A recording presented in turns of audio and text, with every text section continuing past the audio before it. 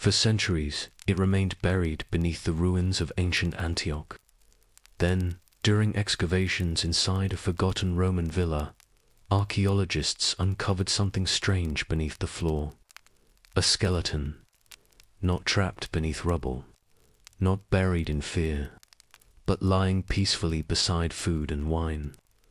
Above it was a mysterious phrase, EYOP O CYNOC. The image quickly spread across the internet. Some believed it was an ancient warning about death. Others called it the oldest enjoy life message ever discovered. But the real mystery was where the mosaic had been placed. Not inside a tomb, not inside a temple, but inside a Roman dining room. For nearly 2,000 years, guests may have eaten, laughed, and celebrated life while this silent skeleton rested quietly beneath their feet. And perhaps that was exactly the point. The small skeleton mosaic from Antioch has confused people for decades. At first glance, the image almost feels modern. A relaxed skeleton lies beside bread and wine, while a strange phrase hovers above its head. EYOP O CYNOC across the internet. People began calling it the world's oldest enjoy life message. Memes, tattoos, posters, and philosophy pages shared the image again and again, often describing it as proof that even the ancient Romans believed life should be enjoyed before death arrives. But historians are still not completely certain what the mosaic originally meant. The famous phrase itself is not actually written as EYOP O CYNOC. That spelling became popular online because it resembled the ancient Greek letters found in the original mosaic. In reality, the word is believed to be connected to Euphrosynos, a term associated with joy, cheerfulness, pleasure, or peace of mind. And perhaps that uncertainty is part of what makes the mosaic so fascinating, because the image feels strangely familiar to the modern world. The skeleton does not appear threatening. It does not carry a weapon. It does not represent punishment or fear. Instead, it almost seems relaxed, as if it has already accepted something the living still struggle to understand. To the Romans, death was not always hidden away from daily life. It appeared in stories, poetry, philosophy, and even during celebrations. Wealthy Romans often decorated their homes with symbols meant to remind guests that life was temporary, not to terrify them, but to sharpen the experience of being alive. A cup of wine tasted sweeter when people remembered it would not last forever. Laughter became more valuable when human life itself felt fragile. And in a world filled with war, disease, political violence, and short lifespans, the awareness of death was impossible to ignore. That may explain why the skeleton was placed inside a dining room, not as a warning, but as a quiet companion to the evening, as guests reclined on cushions, drank wine, and listened to music. The mosaic remained beneath their feet, silent, patient, and unmoving. Perhaps the Romans who saw it did not ask, "Why is there a skeleton here?" Perhaps they already understood, because for them, death was not separate from life. It was simply sitting at the same table. As night settled over Antioch, warm light began to appear behind the marble walls of the city's wealthiest homes. Oil lamps flickered softly inside Roman villas, while servants hurried through decorated courtyards carrying wine, bread, olives, and bronze, serving trays into the dining rooms. For the Roman elite, a banquet was not simply a meal. It was an experience designed to slow time itself. Guests arrived wearing expensive perfumes and finely colored garments from distant parts of the empire. Musicians played quietly in the background, while conversations drifted between politics, trade, philosophy, rumors, and stories from across the Mediterranean world. Inside the dining room, guests reclined on cushioned couches surrounding a low central table. Food arrived slowly throughout the evening. Figs, fish, roasted meat, honey cakes, dates, herbs, and dark wine mixed carefully with water. Nobody rushed. The banquet could continue for hours beneath the warm glow of oil lamps and torchlight. Outside Antioch remained noisy and alive, filled with merchants, sailors, travelers, and distant sounds from the harbor. But inside the villa, the atmosphere felt softer, almost dreamlike. Bronze cups reflected golden light across painted walls. Shadows moved gently through rising incense smoke. Servants spoke in whispers, while music echoed quietly beneath the conversations of the guests. And somewhere beneath the entire evening, the skeleton remained. The mosaic rested silently on the dining room floor, surrounded by laughter, music, and wine. Every guest entering the room would have seen it before reclining for the feast. Perhaps some smiled at it. Perhaps others barely noticed after enough wine. But its presence changed the atmosphere of the room in a subtle way difficult to explain. Because the Romans understood something many modern people try desperately to forget. Beautiful moments do not last forever. The warmth of the lamps would fade. The music would stop. The wine cups would eventually empty. And one day, every person in the room would disappear into silence, just like countless generations before them. Yet strangely, this awareness did not ruin the banquet. It made the evening feel more valuable. Every laugh sounded slightly warmer, every sip of wine slightly richer. And beneath the soft candlelight of Antioch, life itself may have felt more precious precisely because the Romans knew it could not last forever. To modern eyes, the skeleton mosaic feels unsettling. Why would a civilization surround itself with reminders of death during moments of pleasure? But for the Romans, death was never distant enough to ignore. It existed everywhere around them. A traveler entering a Roman city might pass public executions in the morning, hear news of war by afternoon, and attend a banquet by nightfall. Disease moved quickly through crowded streets. Child mortality was common. Even wealthy families regularly buried loved ones long before old age. Life could change without warning, and because death appeared so often, Roman society learned to treat mortality not as an interruption to life, but as part of life itself. This idea shaped Roman philosophy for centuries. Stoic thinkers believed people should regularly remember death in order to live more calmly and honestly. Fear came not from mortality itself, but from wasting the short time given to the living. Other philosophies, especially Epicurean thought, encouraged people to enjoy simple pleasures while they still could. Good food, friendship, music, conversation, quiet evenings, and peace of mind. The Antioch skeleton mosaic seems to exist somewhere between these ideas. The figure does not threaten the viewer. It does not appear violent or tragic. Instead, the skeleton almost seems at peace beside the symbols of earthly pleasure, bread, wine, and comfort.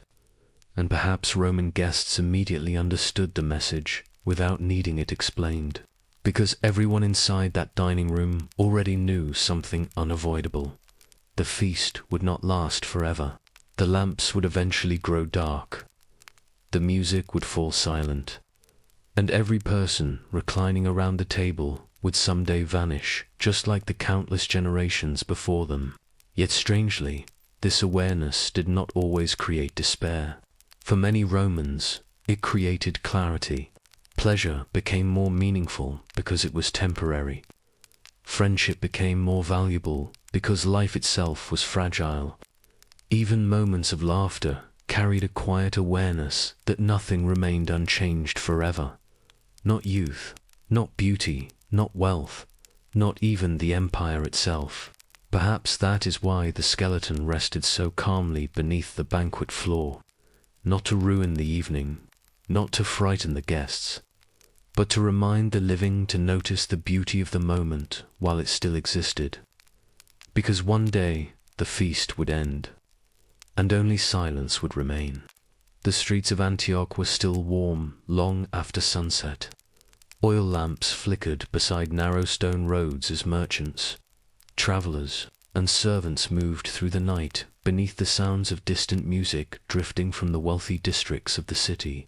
Near the center of Antioch, behind high marble walls, a Roman villa prepared for another banquet. Servants carried wine amphorae across mosaic floors.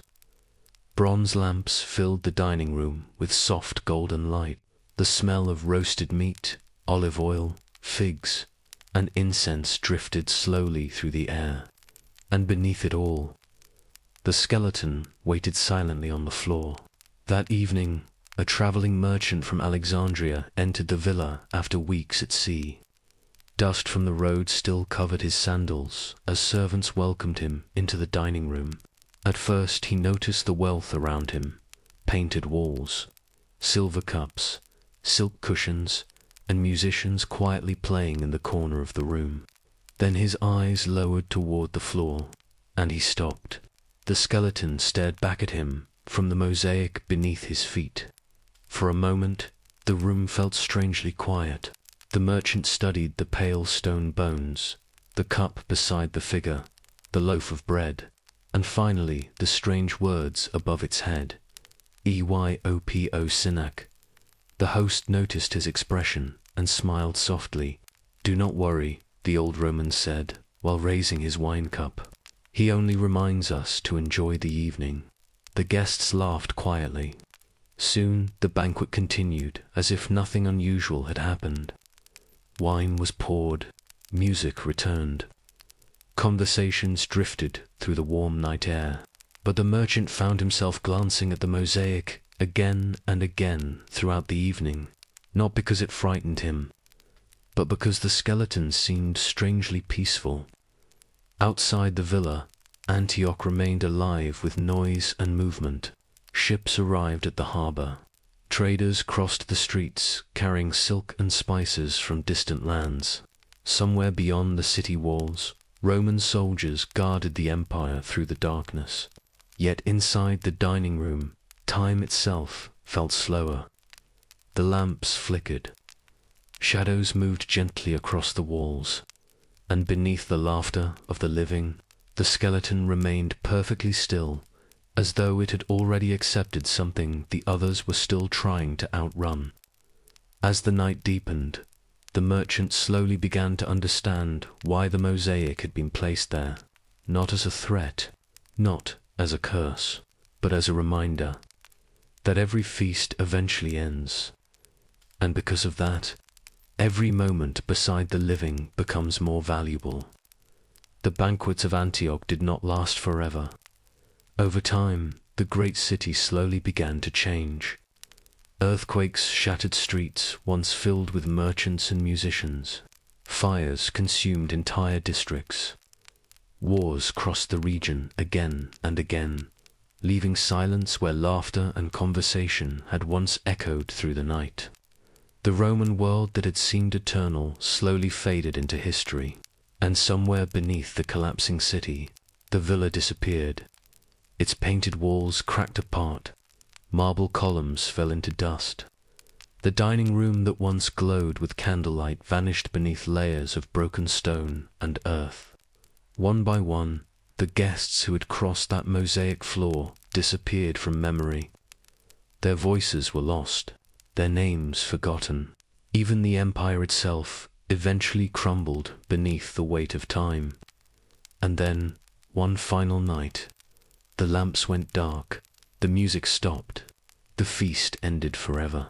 For centuries afterward, the skeleton remained buried underground in complete silence. Above it, generations lived and died without knowing what rested beneath their feet. New kingdoms rose across the region. Religion spread. Armies marched through Antioch. Entire civilizations passed over the ruins of the old Roman city. Still, the mosaic survived, hidden beneath the earth. waiting in darkness, perhaps by accident, or perhaps simply because stone remembers what people cannot. Nearly 2,000 years later, archaeologists slowly uncovered the ancient tesserae once again, brushing away dust to reveal the same image Roman guests had seen during candlelit banquets long ago. The same skeleton, the same calm expression, and somehow, after centuries of collapse, war, and silence, the figures still felt strangely familiar. Because while cities vanish and empires disappear, human beings continue to live beneath the same fragile truth the Romans understood long ago. Nothing lasts forever, and perhaps that is exactly why moments of beauty matter at all. The banquet is over now. The music that once echoed through the villa disappeared centuries ago. The wine cups turned to dust. The guests who laughed beneath candlelight vanished into history along with the empire they believed would last forever. Antioch changed. Earthquakes shattered its streets. Wars passed through its gates. Entire generations disappeared beneath time itself. And slowly, the villa was forgotten. For centuries, the skeleton remained buried underground in complete darkness, beneath the ruins of a dead city, silent, waiting. Then, nearly 2,000 years later, human hands uncovered it once again. And strangely, the message still felt familiar, because modern people are not so different from the Romans who once stood above that mosaic floor. We still fear time, we still fear loss, and above all, we still fear death. But perhaps that is why the little skeleton from Antioch continues to fascinate the world. Not because it shows death, but because it does not seem afraid of it. While cities collapsed, empires vanished, and entire civilizations disappeared into dust, the figure on the mosaic remained exactly as it had always been: relaxed, peaceful, watching silently beneath the feet of the living. And perhaps that was always the message, because long after the feast ends, the skeleton remains,